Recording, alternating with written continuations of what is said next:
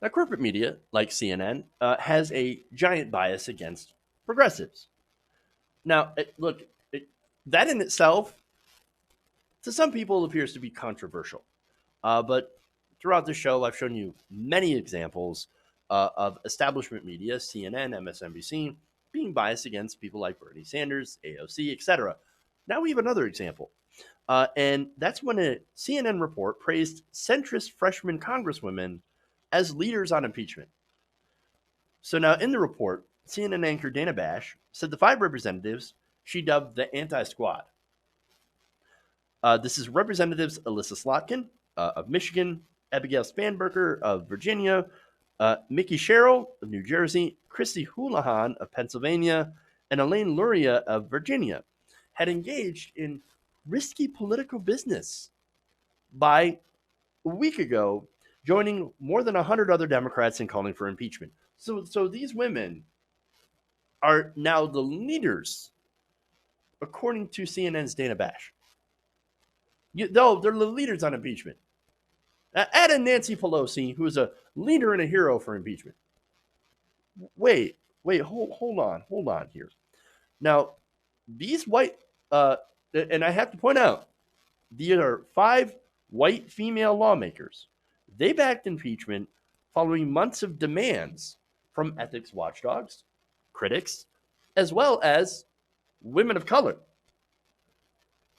Some of these critics were Representatives Rashida Tlaib, Ilhan Omar, Alexandria Ocasio-Cortez, and Ayanna Pressley.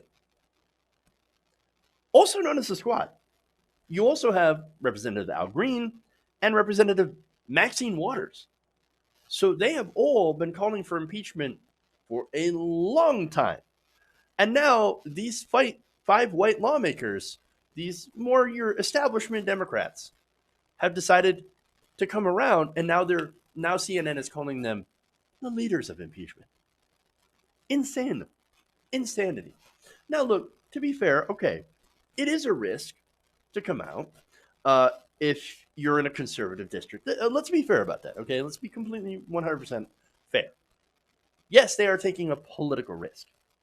Still, I don't think they're leaders, right? I mean, in fact, what they did is they ignored a lot of earlier criminality in the Trump administration. These women of color have been constantly pointing it out and fighting against it. Tlaib, Omar, Ocasio-Cortez, and Presley, and Waters all called for impeachment shortly after Donald Trump took office, when he started actually doing criminal things. These women, they are the real leaders because, as usual, progressives lead the way. And moderates, yes, they eventually follow somewhat when it's safe to do so, and only when it's safe. I mean, again, do you guys remember the outrage from Democrats when Tlaib said, impeach the MFer? Nancy Pelosi attacked her. Her own Democratic colleagues attacked her, went after her. And now, suddenly, she's, impeachment. Yes, let's do that. By the way, Tlaib sponsored a bill back in March to examine whether the House should begin impeachment. You know who voted for that? Omar, Ocasio-Cortez, Ayanna Pressley were just among 17 Democrats who signed on as co-sponsors. That's it. That's all. Everyone else in the Democratic establishment, they laughed at her. And some even got angry. Nancy Pelosi, of course, was refusing to consider impeachment back then. And that's, of course, related to the 10 counts of obstruction detailed in the Mueller report. And now it took the Ukrainian scandal for her to finally move. And look, she got a lot of pressure even from some of the establishment people like John Lewis. John Lewis, a legend of civil rights, finally said, okay, look, that's it. His criminality, it's too much. It's too much. We have to. That was the straw that broke Nancy Pelosi's back on this. But look, again, back to this segment where Dana Bash says these white lawmakers who nobody even ever heard of outside of establishment circles are suddenly the leaders for impeachment. You've got to be kidding.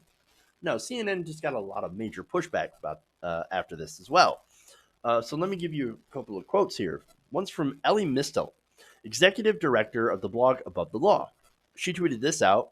The story gives these women credit for leading impeachment when in fact they were late in the game followers. She said, if not for the work of women of color, there would have been no impeachment movement for them to glom onto. In fact, this story seems to forget. And there are others who joined her as well. Mehdi Hassan says, leaders on impeachment. What about Maxine, Rashida, Ilhan, AOC? They seem to forget about them. Marav Zonson says, this is what AOC, Rashida Tlaib, and Ilhan Omar have been arguing for ages and being shot down. And now everyone else is taking the credit.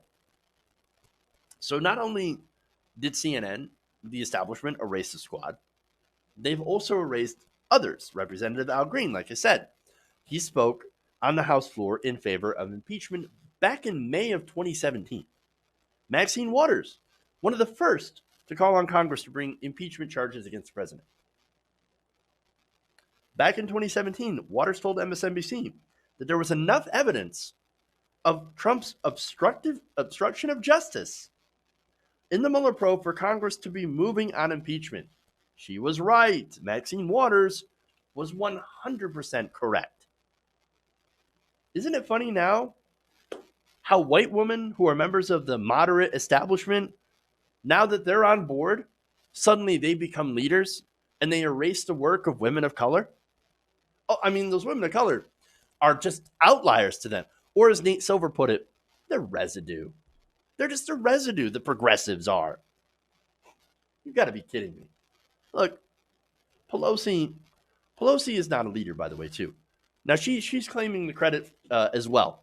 Oh, man, I had to start this impeachment. Well, she's not a leader. She's not bold or decisive. She was one of the people who fought against impeachment tooth and nail. We're not buying it. And we shouldn't. So let me give a quote here from Soledad O'Brien on this. And I think this is an excellent tweet on this. She said, it's not a good story. The women of color who led the impeachment push are ignored. The correspondent treats the squad in a mocking way. I'm not sure why. It's utterly unnecessary.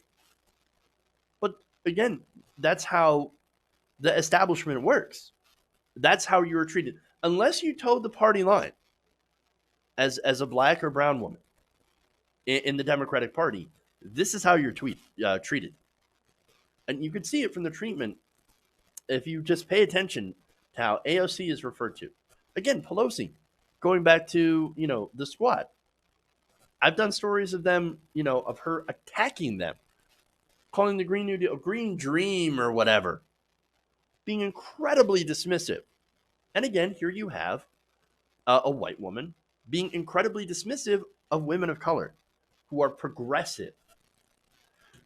Look, if your feminism is not intersectional, does not include women of color, does not include trans people, LGBTQ community, right, etc., then it's not really feminism.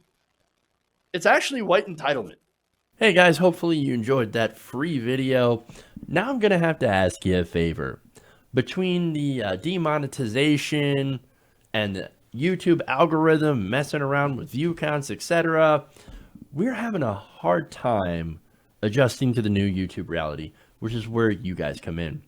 See, we have a Patreon, patreon.com/TYTNation, set up to help us rely on you guys, the viewers, instead of big corporate ads. Look, you know the show. You know how I'm not in favor of big corporations anyway. So help us transition away from relying on the ad model to pay the bills and sign up to be a patron, patreon.com/TYTNation. That goes a long way to help us keep the lights on. And you guys will know that you're supporting independent progressive media.